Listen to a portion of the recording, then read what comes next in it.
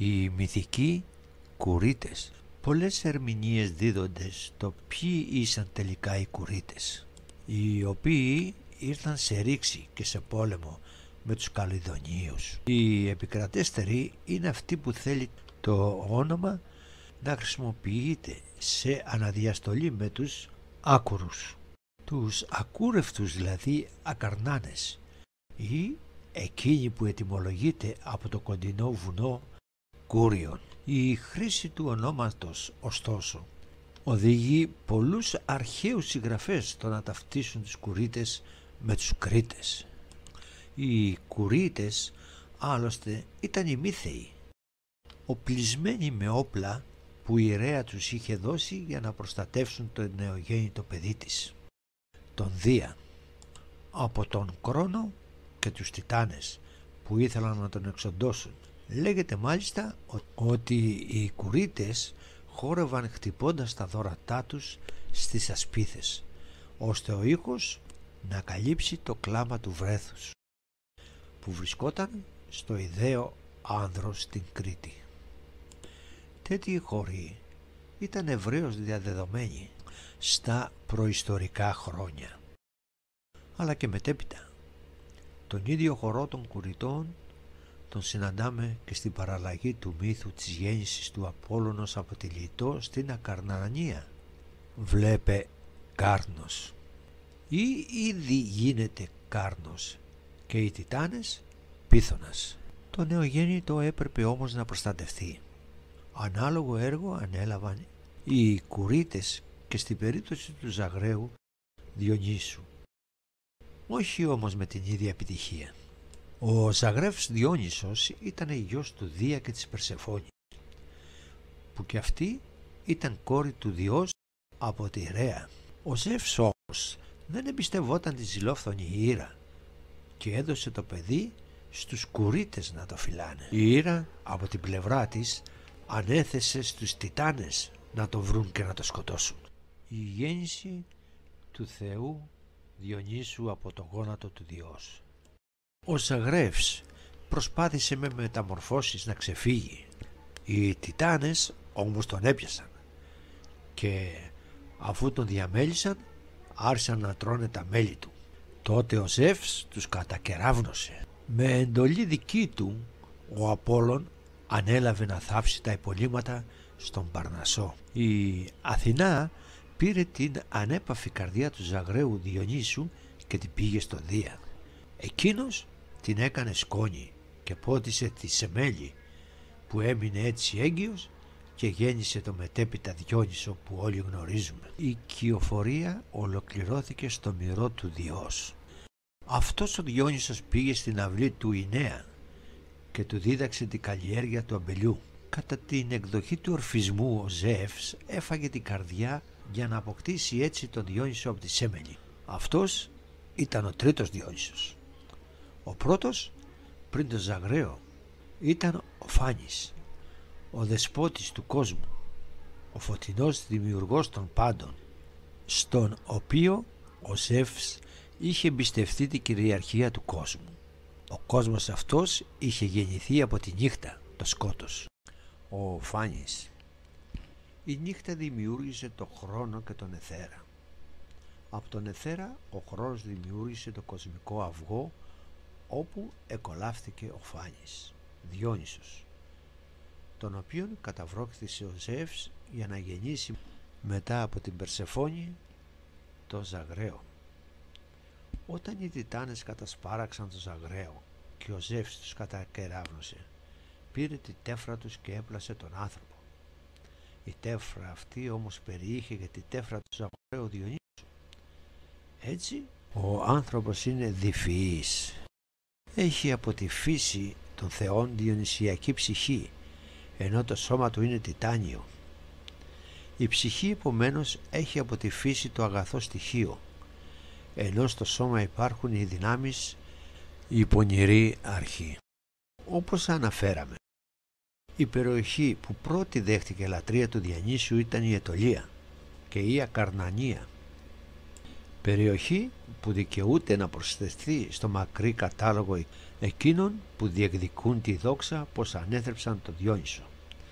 Όταν, για να τον προστατεύσει ο Ζεύς, τον μεταμόρφωσε σε κατσίκι και ανέθεσε στον Ερμή να τον πάει στις νύμφες που κατοικούσαν στο όρος Νίσα. Διόνυσος από του Διός και της νήσης του όρους επί εν τούτο εγεννήθη, αναφέρει ο Πίνδαρος. Ως το απονόμιο της λέξης Νίσα τη συναντάμε στην ορεινή Ακαρνανία. Με το ίδιο όνομα αναφέρεται και ένας ποταμός στο κεντρικό Ξηρόμερο. Μία άλλη εκδοχή πάντως είναι το όρος Νίσα του μύθου να είναι στην Αιθιοπία. Ωστόσο, η Λιβύη, η Αίγυπτος, η Ινδία, η Αραβία, η Σκυνθία, η Καρία, η Κιλικία, αλλά και η Βιωτία, ο Παρνασσός, η Θεσσαλία, η Μακεδονία, η Θράκη, η Εύβοια και η Νάξος διεκδικούν αυτή τη τιμή. Ο Διόνυσος κάλυψε σε μεγάλο βαθμό τη λατρεία του Πανός και συνδέθηκε με διαδεδομένες τελετουργίες που αργότερα αφομοιώθηκαν από το Κάρνιο Απόλλωνα. Στην απαρχή όλης αυτής της ιστορίας όμως συναντάμε και πάλι τους Κουρίτες και έχει αξία ίσως να αναφερθεί ο πιθανός συσχετισμός, η σύγχυση πιο σωστά των ομοφάγων κατοίκων της περιοχής με το ομοφάγων, η συνήθεια δηλαδή των μενάδων να διαμελίζουν το πρώτο κατσίκι που συναντούν και να τρώνε ομό το κρέας τους. Στο πλαίσιο της έκτασης που προκαλούσαν οι αφιερωμένες στο Διόνυσο οργιαστικές τελετές, οι μενάδες πίστευαν ότι γινόταν ένθεες τρώγοντας ομό το κατσίκι και συχνά φορούσαν τη δωρά του ώστε να πετύχουν μεγαλύτερη ταύτιση με το Θεό. Η ομοφαγία αυτή παραπέμπτει ασφαλώς στο διαμελισμό του Ζαγραίου Διονύσου. Οι Κρήτες από την άλλη είχαν εξαπλωθεί και θεωρείται βέβαιο ότι κάποιοι είχαν εγκατασταθεί στην περιοχή της Αιτωλίας και της Αρκανανίας. Κατά ένα περίεργο τρόπο πάντως υπήρχε νησίδα ονόματι Καλυδών, ανοιχτά της Κρήτης. Εντύπωση προκαλεί και το γεγονός ότι σε περιοχές της Κρήτης, όπου παραδείγματος χάρη η πόλη Λεβίγη λατρευόταν ιδιαίτερα ο Αχελώος. Επίσης ο Αλθιμένης, γιος του Κίσου και εγγονός του Τιμένου, είχε ιδρύσει αποικία στη Κρήτη. Πέρα αυτών, δεν μπορούμε να παραβλέψουμε τη σημαντική μαρτυρία, πληροφορία πιο σωστά, που ο Διόδωρος ο Σικελιώτης μας καταθέτει. Οι αποκουρητείας της νυν Αρκανίας Κουρίτες κνωσών έκτισαν. Είναι δυνατόν όμως οι Κουρίτες να ξεκίνησαν από την Κρήτη, να μετήκησαν στην Ηλία, να εξαπλώθηκαν από εκεί στην Αιτωλία και να επέστρεψαν μετά στην Κρήτη για να χτίσουν την Κνωσό? Σαφέστατα ναι. Οι πηγές άλλωστε αναφέρουν ότι οι Κύκλοπες έφυγαν κάποια στιγμή από τη Θράκη και ήρθαν στη χώρα των Κουριτών. Οκίστησαν οι πλείοντες δε αυτόν εν τη Κουριτίδη. Η περιοχή δηλαδή ονομαζόταν Κουριτής και κατοικόταν από Κουρίτες από τα απότατα μυθικά χρόνια των Κυκλόπων. Πολύ αργότερα ήρθε ο Αιτωλός. Είναι πιθανό όσο και εύλογο συνεπώς. Στους μέσο αιώνες ένα μέρος των Κουριτών της περιοχής να θέλησε να επιστρέψει στην πατρόα γη. Άλλωστε είχαν ήδη επιτελέσει την αποστολή τους και η αποστολή των Κουριτών δεν ήταν άλλη από τον εκπολιτισμό. Κουρίτες ονομάζονταν και οι δέοι δάκτυλοι, από την είδη δηλαδή το ψιλορίτη, και δάκτυλοι επειδή ήταν επιδέξει στα δάκτυλα τεχνίτες, που ταυτίζονται με τους Κουρίτες, προστάτες του νεογέννητου Διός. Αυτοί ήταν οι πρώτοι Κουρίτες. Οι γενάρχες. Κατά μίαν εκδοχή, αυτοί οι πρώτοι κουρίτες ήταν ακαρνάνε. Η φράση «κουρίτες δε ακαρνάνες» ή το «δια θρέψαντες». Αυτό μαρτυρά. Μεταγενέστεροι και σύγχρονοι σχολιαστές όμως εκτιμούν ότι υπάρχει χρονική σύγχυση στη παραπάνω φράση, η οποία και αποδίδεται ασφαλώς στη μετέπειτα ταύτιση του κουριτών με την ετωλία και μέρος της ακαρνανίας. Προφανώς και στην επιστροφή απογόνων κουριτών της αυτής περιοχής στην Κρήτη. Οι ιδέοι δάκτυλοι παρουσιάζονται ως εφευρέτες της σιδηρουργίας. Ήταν χαλκουργοί και οι απογονοί τους κουρίτες έδιναν το όνομα Χαλκής σε πόλεις που ίδρυσαν, κουρίτες της Ευωικής Χαλκίδος. Σύμφωνα με μαρτυρίες αρχαίων συγγραφέων και σχολιαστών τους, μετήκησαν στην περιοχή της Καλιδόνος και Πλευρώνος, όπου και η αρχαία Χαλκής Χάλκια. Οι ιδέοι δάκτυλοι ήταν ικανότατοι μάγοι που θεμελίωσαν πολλές μυστηριακές τελετές. Μεγάλοι μύστες όπως ο Ορφέας και ο Πυθαγόρας έχουν συνδέσει το όνομά τους με αυτές τις τελετές, και δεν είναι ίσως τυχαίο που οι προαναφερθέντες είχαν στενή σχέση με τη μουσική, όπως ακριβώς και οι δέοι δάκτυλοι που βρήκαν πολλούς μουσικούς ρυθμούς. Το μέτρο δάκτυλος από αυτούς ονομάστηκε έτσι. Η κοινή ονομασία κουρίτες πέρασε προφανώς στους απογόνους των ιδέων δακτύλων, αλλά και σε όσους μεταγενέστερα συμμετείχαν στη λατρευτική κοινότητα των νεαρών πολεμιστών που ως σημείο αναφορά είχαν την κουριοτροφία και τα όσα είχαν συμβεί στο ιδαίο άντρο. Τέτοια κοινότητα είχε αποδεχθεί ότι λειτουργούσε αρχικά στη Κρήτη, αργότερα και σε άλλες περιοχές. Οι υποψήφοι κουρίτες στη διαδικασία της μοίησης αναπαριστούσαν το μύθο. Με ένοπλο χορό, εικονική θανάτωση παιδιού που έπαιρναν από τη μητέρα του, όπως το Δία από τη Ρέα, οι κουρίτες, οι δέοι δάκτυλοι και η αναγέννησή του. Οι κουρίτες αυτοί, οι μοιημένοι, είχαν όλα τα στοιχεία των πρώτων κουριτών. Ήταν μάντις και γόητες, μάγοι, δεινοί πολεμιστές, αλλά και σοφοί, προστάτες της οργανωμένης ανθρώπινης κοινωνίας και του πολιτισμού. Οι κουρίτες, όπως άλλωστε και οι κορύβατες και οι τελχίνες, είχαν δικές τους μυστηριακές τελετές, και δεν είναι ίσως τυχαίο ο Φόρβας, βασιλιάς των Ακαρνάνων κουριτών, γιος του Ποσειδώνα, συμμάγησε με τον ιδρυτή των Λευσινίων μυστηρίων, τον Ευμόλπο, στο πόλεμο κατά των Αθηναίων. Ο Εύμολπος ήταν και αυτός γιος του Ποσειδώνα. Η εκστρατεία εναντίον των Αθηναίων που είχε υπερασπιστεί είχαν τον Ερεχθέα. Έγινε με την αιτιολογία ότι ο Ποσειδώνας είχε αποκτήσει την Αθήνα πριν από τη θεά Αθηνά. Αν ο Εύμολπος και ο Φόρβας νικούσαν, ως σύμβολο των Αθηναίων θα επικρατούσε η Τρίαινα αντί της ελιάς. Αυτό βεβαίως δεν έγινε ποτέ. Ο Εύμολπος και οι Λευσίνοι ιτήθηκαν. Διατήρησαν όμως το δικαίωμα να εξακολουθούν να γιορτάζουν τα Λευσίνια μυστήρια.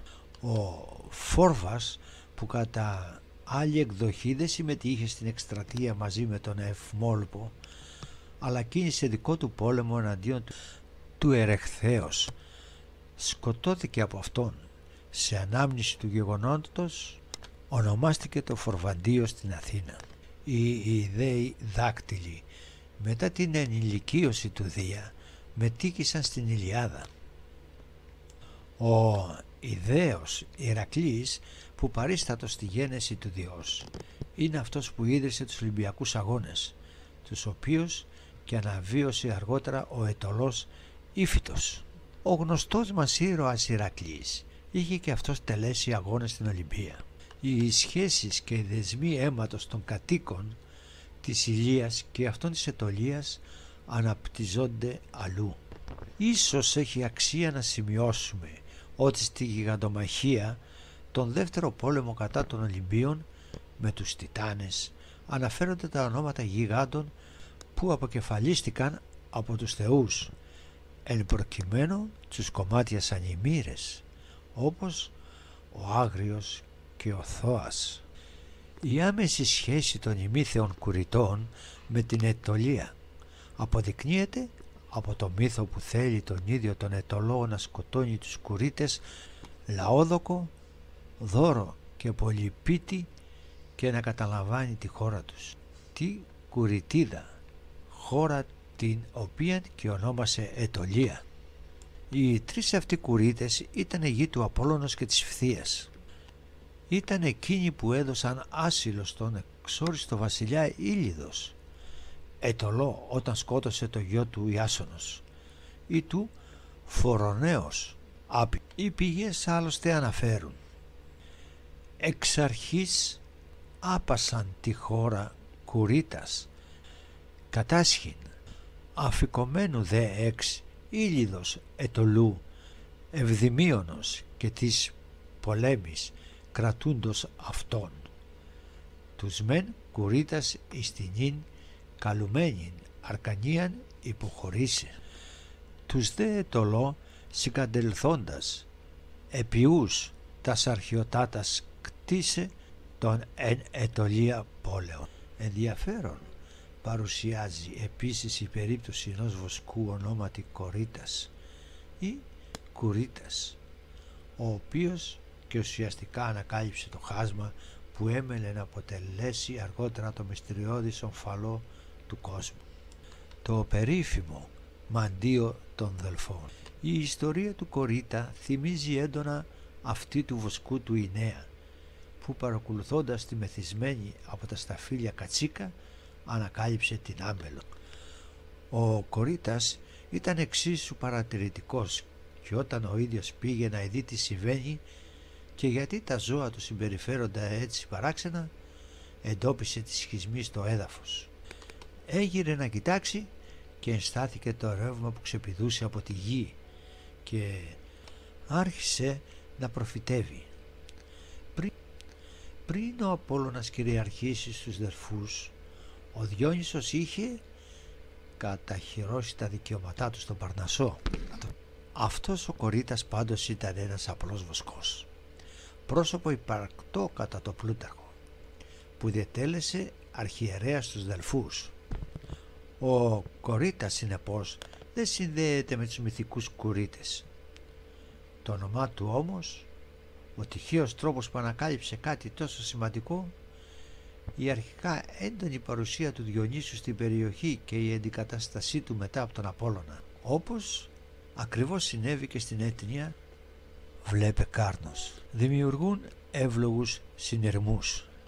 Στο ίδιο συμπέρασμα καταλήγουμε αν λάβουμε υπόψη μας ότι οι νύφες που κατά το κύριο λόγο είναι κόρες ποταμών, όπως ο Μεγάλος Ωκεανός, ο πατέρας του Αχελώου ή ο ίδιος ο Αχελώος, αναφέρονται συχνά ως Κούρε και αντιστοιχούν στο θηλυκό των Κουριτών. Στην θεογονία του Ησίωδου το όνομα Κούρε παράγεται από το κουρίζω, που σημαίνει ανατρέφω, όπως οι ώρες από το ορεύω, που σημαίνει φρουρό. Νύφες εξάλλου, Κούρε νύφες, ανέτρεψαν το Δία που προστάτευαν οι Κουρίτες. Νύμφες και Κουρίτες ζούσαν σε δάση και βουνά, σε σύνδεδρους και φαραγώδεις τόπους. Στον Ηρόδοτο το δάσος αναφέρεται με τη λέξη είδη, που ασφαλώς παραμπέβει στη είδη και στους ιδαίους δακτύλους. Το όνομα των Κουριτών πάντως διεσώθη μέσα από πολλούς άλλους θρύλους και παραδόσεις. Διατηρείται μάλιστα και ως φυλεκτικός προσδιορισμός ή και ως το οπονόμιο. Ενδεικτικά αναφέρουμε το σπήλαιο του Κουρίτα στο Ναυρακικό. Ποιοι όμως τελικά ήταν αυτοί οι Κουρίτες? Ονομάστηκαν έτσι από το βουνό Κούριον? Μήπως πήραν το όνομά τους από το μέγεθος της κόμης τους για να ξεχωρίζουν από τους άκουρους γειτονές τους? Μήπως εν τέλει το όνομα προέρχεται από τους Κούρους, τους έφηβους δηλαδή, που πιθανότητα είχαν στρατολογηθεί στο πόλεμο κατά της Καλιδόνος? Και πώς αυτοί οι έφηβοι πήραν την κοινή ονομασία των Κούρων, των γιών του Απόλλωνος που σκότωσε ο Αιτωλός?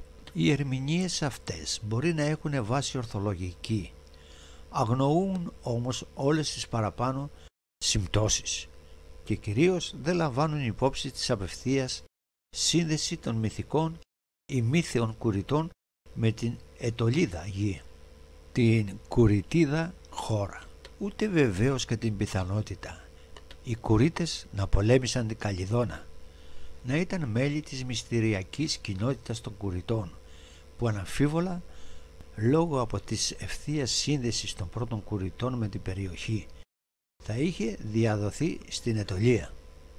Η μυστηριώδης δόξα που περιβάλλει τους μυθικούς Κουρίτες δεν αφήνει κανένα περιθώριο αυθεντικής ερμηνείας. Το μόνο βέβαιο είναι ότι στα πανάρχια χρόνια έδρασε στην περιοχή μία ομάδα ανθρώπων, η δράση των οποίων ενέπνευσε μύθους και επηρέασε αναμφίβολα τη μοίρα του τόπου. Η επιστήμη έχει έργο εδώ. Αν καταφέρει να διώξει την ομίχλη που σκεπάζει τα μυθικά αυτά όντα, θα δοθούν απαντήσεις σε μια σειρά από κέρια ερωτήματα που διχάζουν σήμερα τους ιστορικούς αρχαιολόγους. Από το βιβλίο του Φώτη Μπερίκου, Αιτωλία και Ακαρνανίαν, εν αρχή ειν ο μύθος.